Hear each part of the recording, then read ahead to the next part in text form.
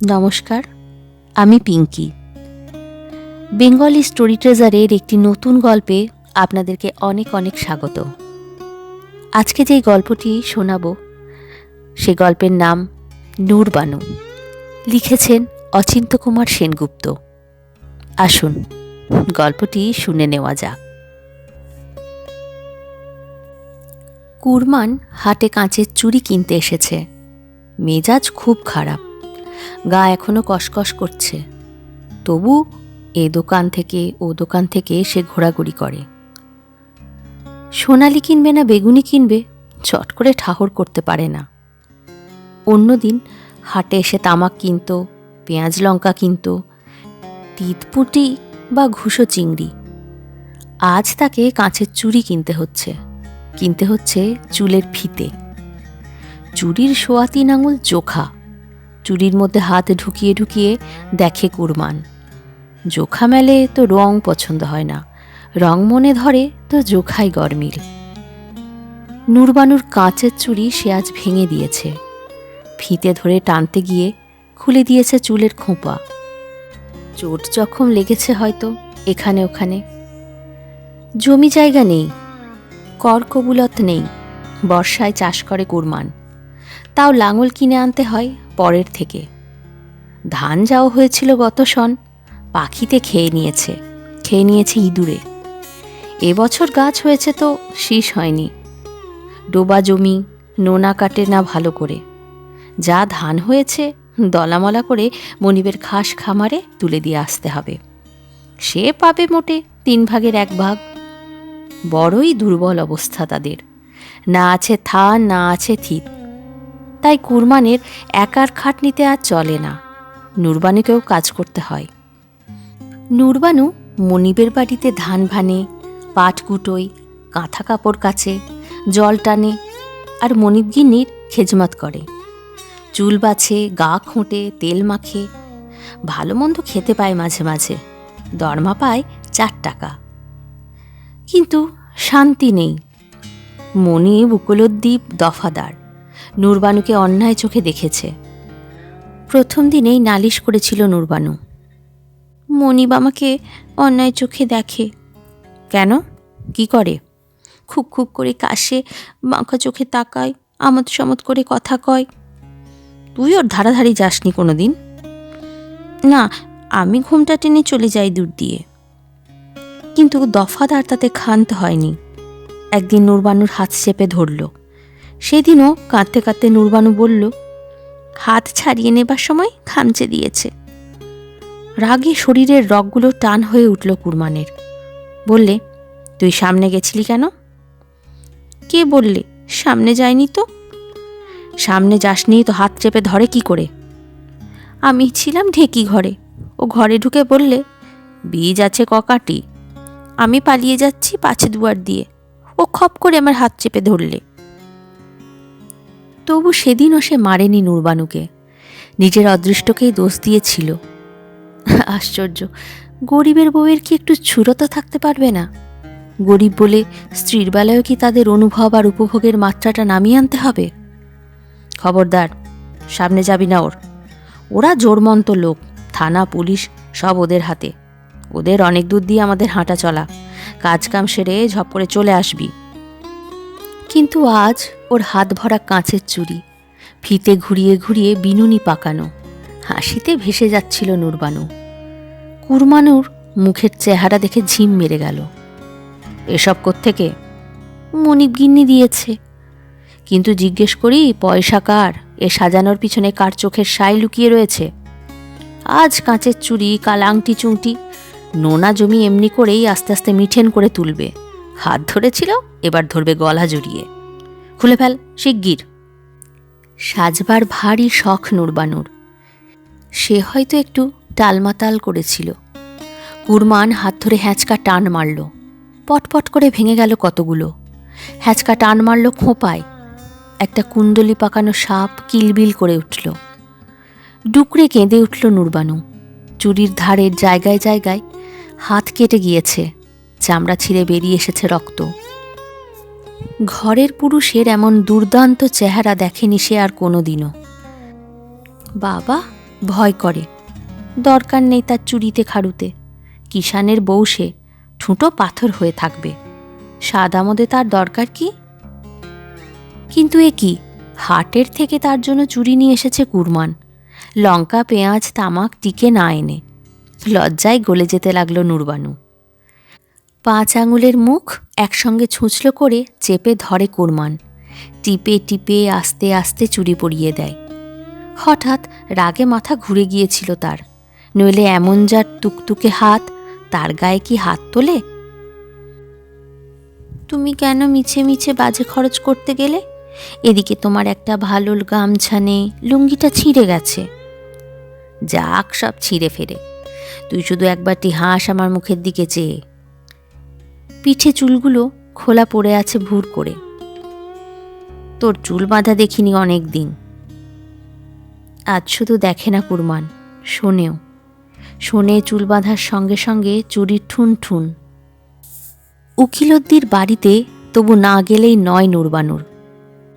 4 টাকা কি আর কম? কম কি একবেলার খোরাকি? ধান পান যদি পাই ভবিষ্যৎ, তাই কি অগ্রাহ্য করবার? কিন্তু সেদিন নূরবানু উকিলদ্দির বাড়ি থেকে নতুন শাড়ি পরে এলো। ফলসা রঙের শাড়ি। নূরবানুর বর্ণ যেন ফুটে বেরোচ্ছে। এ শাড়ি এলো কোত্থেকে? বর্ষার মুখের মতো চোখা হয়ে উঠল কুরমান। আজ যে ঈদ, খেয়াল নেই তোমার? ঈদের দিনে মুনিবগিন্নি দিয়েছে শাড়িখানা। ঈদের দিন হলেও নরম পড়ল না কুরমান। ফিরিনি, পায়েসের ছিটে ফোটাও নেই, নতুন একখানা গামছা হয় না, ঈদ কোথায়? না, নরম পড়ল না কুরমান। শাড়ির প্রত্যেকটি সুতোই দেখতে পাচ্ছে সে উকিলদ্দির ঘোলা চোখ, ঘষা জিভ। ফাই ফাই করে শাড়িটা ছিঁড়ে ফেলল। এবার আর সে হাটে গেল না পাল্টা শাড়ি কিনে আনতে। পয়সা নেই, ইচ্ছেও নেই। ক্ষুদ্দুর চাষা, তার বউয়ের আবার সাইবানি হওয়ার শখ কেন? চটমুড়ি দিয়ে থাকতে পারে না সে ঘরের কোণে? সত্যি এত সাজ তার পক্ষে অসাজন্ত ছিল। বুঝতে দেরি হয় না নূরবানুর। কিন্তু তখন কি সে বুঝতে পেরেছে শাড়ির ভাঁজে ভাঁজে সাপ রয়েছে লুকিয়ে, গা বেয়ে বেয়ে শেষকালে বুকের মধ্যে ছোবল মারবে? নূরবানু তার কালো ফুলের ছাপ মারা কালো শাড়ি পরে এবার। তার রাতের এ নিরিবিলি শান্তির মতোই এ শাড়িখানা। তাই ঘুমের স্রোতে স্বাচ্ছন্দ্যে চলে আসতে পারে স্বামীর স্পর্শের ঘোরের মধ্যে। ফলসা শাড়ির জন্য তার মনে এতটুকু আর কষ্ট নেই। কুরমান কাজ থেকে ছাড়িয়ে আনলো নূরবানুকে, নিয়ে এলো পর্দার হেফাজতে। উপাসে তিয়াসে কাটবে, তবু পাপের পথের পাশ দিয়ে হাঁটবে না। দারিদ্র লাগুক গায়ে, তবু অধর্ম যেন না লাগে। অদিন এলেও যেন না অমানুষ বনে যায়। কিন্তু উকিলদ্দি ছিনে জোঁক। বয়স হয়েছে, কিন্তু বিবেচনা নেই। ধান কাটতে মাঠে গিয়েছে কুরমান। লক্ষ্মীবিলাস ধান কাটবার দিন এখন। পা টিপে টিপে দুপুরবেলা উকিলদ্দি এসে হাজির। কানের জন্যে ঝুমকো, পায়ের জন্যে পঞ্চম, গলার জন্যে দানা কবচ নিয়ে এসেছে গুড়িয়ে। বললে, ওই গো বিবিজান, দেখো এসে কি এনেছি। বেরিয়ে আসতে নূরবানুর চক্ষু স্থির। রূপর যে ওর দেখে নয়, চোখের উপরে বাঘ দেখে। অনেক ভয় ডর নূরবানুর। 1 নম্বর মালেক, 2 নম্বর মুনিব, 3 নম্বর দফাদার, 4 নম্বর একটা মাংস খেকো জানোয়ার। চলে যান এখান থেকে, চোখে মুখে আঁচ ফুটিয়ে ঝাপসা গলায় বললে নূরবানু। তোমার জন্যে লবেজান হয়ে আছি, এই দেখো যে ওর এনেছি গড়িয়ে। দরকার নেই, আপনি চলে যান, নইলে শোর তুলব এখুনি। কিন্তু শোর তুলবার আগেই কুরমান এসে হাজির। রোদ এসে তেতে পুড়ে এসেছে, চোখে ঘোলা পড়েছে বোধ হয়। নইলে দেখছে কি সে তার বাড়ির উঠোনে? উকিলদ্দির হাতে রূপর গয়না আর নূরবানুর চোখে খুশির ঝলকানি। কত না জানি ঠাট্টা বটকেরা, কত না জানি হাসির বুজরুকি, রংসং আমোদ বিনোদ। এই গয়নাতে না জানি কত যোগসাযোগের শর্ত। মাথায় খুন চেপে গেল কুরমানের। চারপাশে চেয়ে দেখল সে অসহায়ের মতো। দেখল ধানের আঁটির সঙ্গে কাঁচি সে ফেলে এসেছে মাঠে। এখানে কেন? ধানায় পানায় করতে লাগলো উকিলদ্দি। শেষকালে বললে, লক্ষ্মীবিলাস ধান কাটতে গেছিলিস কি না দেখতে এসেছিলাম।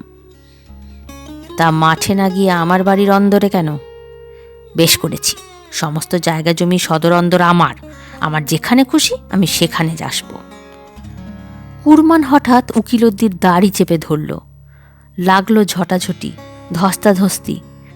উকিলদ্দির হাতে যে লাঠি ছিল তা দেখেনি কুরমান। তাছাড়া কুরমান আতপেটা খাওয়া চাষা, জোর জেল্লা নেই শরীরে, সেটাও সে বিচার করে দেখেনি। উকিলদ্দি তাকে ধাক্কা মেরে ফেলেই দিল, তুলে নিল লাঠি গাছটা। কুরমানকে দেখে ঘরের মধ্যে লুকিয়েছিল নুরবানু। এখন মারমুখো লাঠি দেখে বেরিয়ে এলো সে হন্তদন্ত হয়ে। শিকড়ে পাখির মতো ঝাঁপিয়ে পড়ল উকিলদ্দির উপর। লাঠিটা ছিনিয়ে নিতে চেষ্টা করল জোর করে। মুঠো আলগা করতে পারে না, শুধু শুরু হয় লটপাট। কি চোখে দেখল ব্যাপারটা কে জানে। কুরমানের রক্তের মধ্যে ঝড় বয়ে গেল। এক ঝটকায় টেনে আনতে গেল নুরবানুকে চুলের ঝুঁটি ধরে। তুই তুই কেন বেরিয়ে এসেছিস পর্দার বাইরে? কেন কেন পরপুরুষের সঙ্গে জাপটাজাপটি শুরু করে দিয়েছিস? উকিলদ্দিকে রেখে মারতে গেল সে নুরবানুকে। আর যেমনই এলো এগিয়ে হাতের নাগালের মধ্যে, অমনি উকিলদ্দির লাঠি পড়ল কুরমানের মাথায়। মনে হলো নুরবানুই যেন লাঠি মারল। মনে হলো কুরমানের মারের মধ্যে উকিলদ্দিকে বাঁচাবার জন্যই তার এই জোটপাট। উকিলদ্দির গায়ে পড়ে তাই এত সাধ্য সাধনা। কুরমান দিশেহারার মতো চেঁচিয়ে উঠল, 1 তালাক, 2 তালাক, 3 তালাক, বাইন। ব্যাস, উথাল পাথাল বন্ধ হয়ে গেল মুহূর্তে।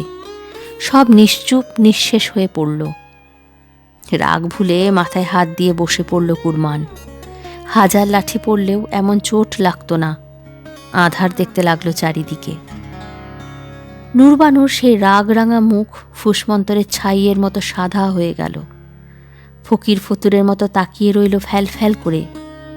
আর মাটি থেকে লাঠিটা তুলে নিয়ে চাপা সুখে হাসতে লাগলো উকিলদ্দি। লোক জমতে শুরু করলো আস্তে আস্তে। কুরমান গা ঝাড়া দিয়ে উঠে পড়ল। বললে নুরবানুকে, ও কিছু হয়নি, চলে যা ঘরের মধ্যে। সত্যিই যেন কিছু হয়নি, এমনিভাবেই আঁচল গুটিয়ে চলে গেল ঘরের মধ্যে ঘরের বউয়ের মতো।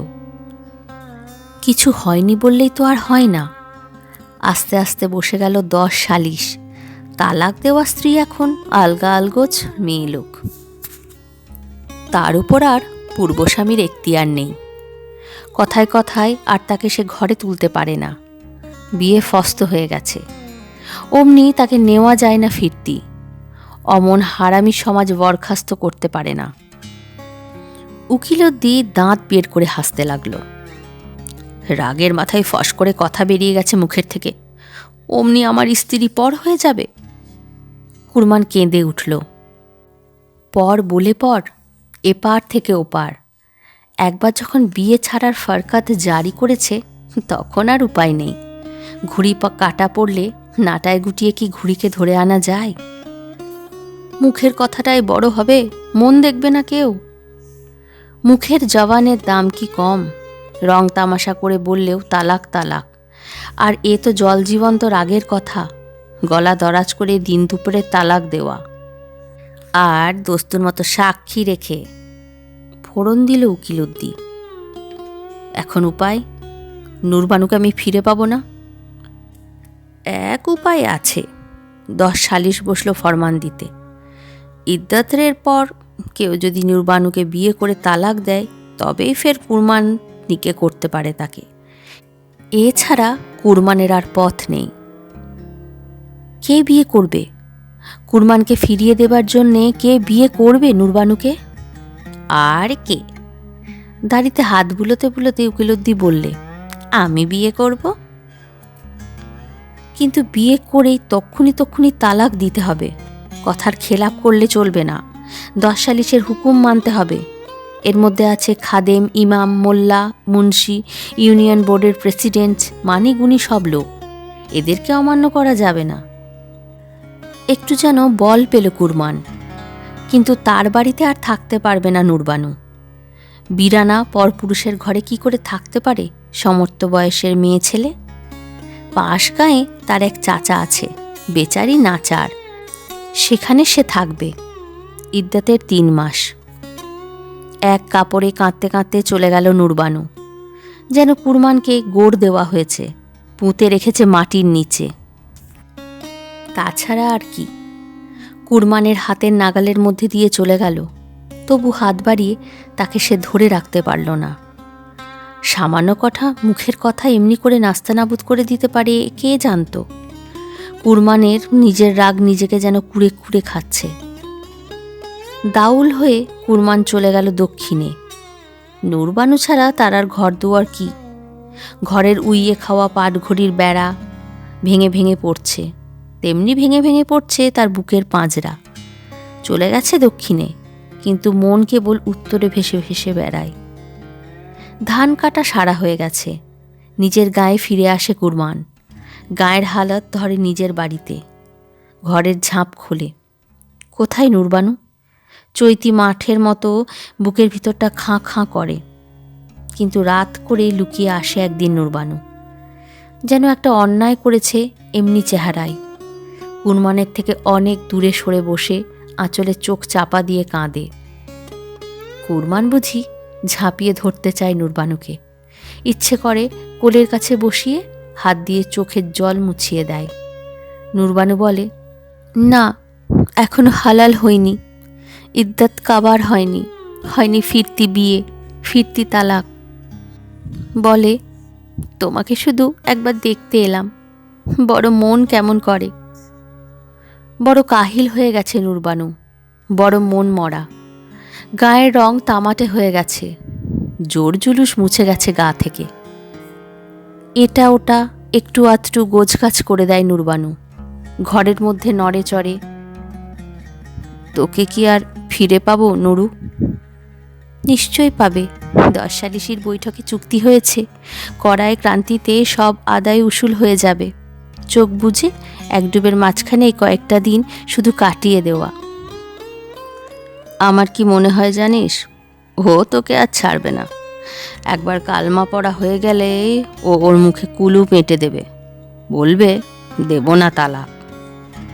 ইস! নূরবানু ফনা তুলে ফোঁস করে উঠল। 10 সালিশ ওকে ছাড়বে কেন?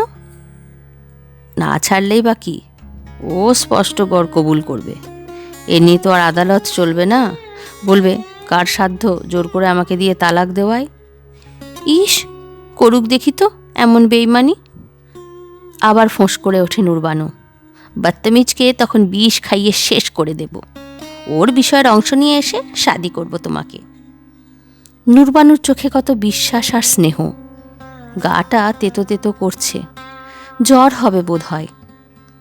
গায়ে হাত দিতে যাচ্ছিল নূরবানু, হাত গুটিয়ে নিল ঝট করে। অমন সোনার অঙ্গ স্পর্শ করবার অধিকার নেই। এক এক দিন গহীন রাতে কুরমান চলে যায় নূরবানুর ঘরের দরজায়। নূরবানুর চোখে ঘুম নেই, বেড়ার ফাঁকে চোখ দিয়ে বসে থাকে। বলে, কেন পাগলের মতো ঘুরে বেড়াচ্ছ? লোকে যে চোর বলবে, চৌকিদার দেখলে চালান দেবে। কবে আসবি? দফাদার লোক নিয়ে এসেছিল, আসছে জুম্মাবার, কালমা পড়বে, তারপরেই তালাক আদায় করে নেব ঠিক। এখন বাড়ি যাও। কোথায় বাড়ি? কুরমানের ইচ্ছে করে পাখিটাকে বুকের উমে করে উড়াল দিয়ে চলে যায় কোথাও।